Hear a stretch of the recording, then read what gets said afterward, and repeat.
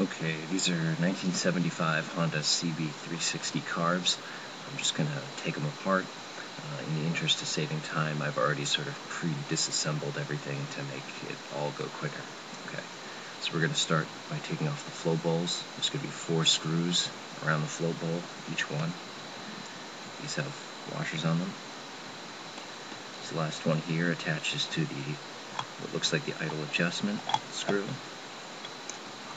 So we're just going to take these off.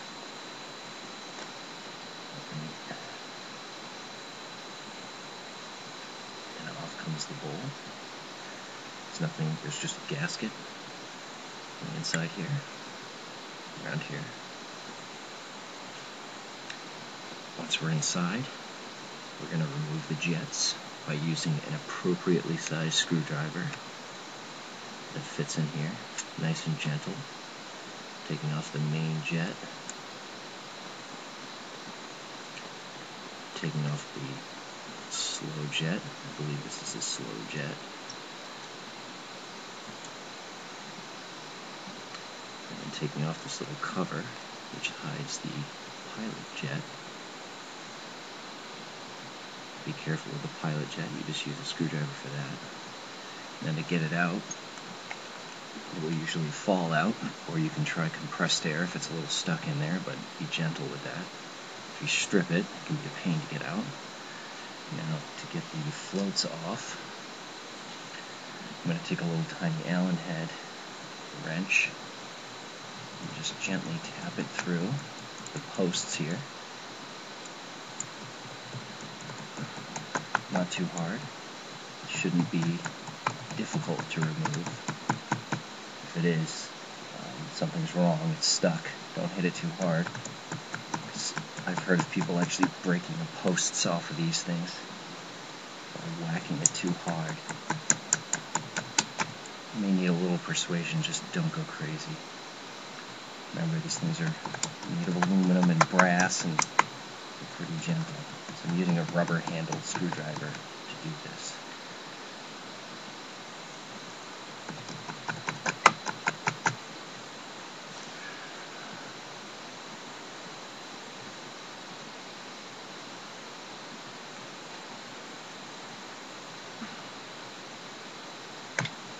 Twisting and pulling with a pair of pliers here, and that's out.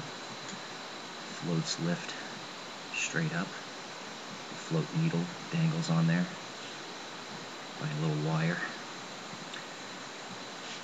And now we use a Phillips head to take off a bracket that holds the float needle seat in. So a Phillips head screw and a little tiny bracket out. Now this float needle seat comes out. Get a pair of pliers. I found it easier to grab the outside of this and sort of twist and pull up at the same time. Now that's out. Okay. So we're sort of done with the bottom. We go up to the top. Now, using the weight of your hand on top of this cap, removing the 4 screws around the top, holding down on the cap as you're doing the last one, because it's under a slight amount of spring pressure. It'll pop off. You might lose a screw or something like that. Comes right off. Out comes a spring. Grab the inside here like this, gently pulling out. Okay. Once this is out, pull the diaphragm down like that, so it can be nicely set down on your table like that. To take out the main jet needle, you use a flat-bladed screwdriver on the inside. Okay. This little sort of falls out there. The main jet comes out. Jet needle, rather. Set these aside. And that's most of the internal parts here. Now, to undo the sort of idle adjustment, we just unscrew the whole thing. There's a little spring on the end. Alright. Now, that whole side is basically taken apart. Now to separate them, we go to this backing plate. We undo these Phillips head screws.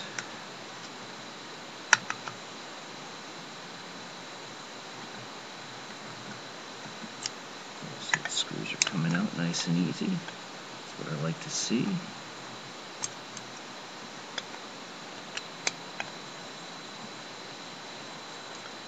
Okay, 4 of those out. Backing bracket comes off. That provides most of the support to hold these together. Now between here, there's a little spring. If you pull out just a little bit, that spring will fall out. This goes between the 2 carbs right there. And this is going to fall out too. This joins the, what is this? This is the throttle side. The choke would be the other one. And this little bracket sort of bridges the two. It fits between 2 washers that are spring-loaded on this side. If you see, you can spread them apart with your fingernails a little bit here.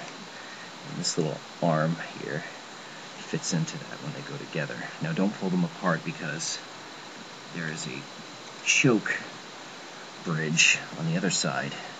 And to get this off, what you have to do is actually bend a tab here that is used to keep this screw from backing out. And once the tab is bent, you can unscrew this screw here. There's a nut on the other side. That comes out. Okay.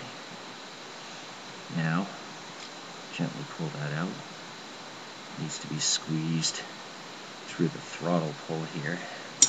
There we go. And we're separated. And at this point, there should be no more rubber parts, so these should be safe to submerge, unless someone else can correct me on this for this particular carburetor. I believe some of these tubes on the inside can be pressed out, but I don't think it's necessary if you're going to soak them. It should do a good enough job. So now they're separated. The rest of it doesn't really need to be taken off, unless you're pressed for space inside your soak. So that's basically it. Not too bad. Very simple.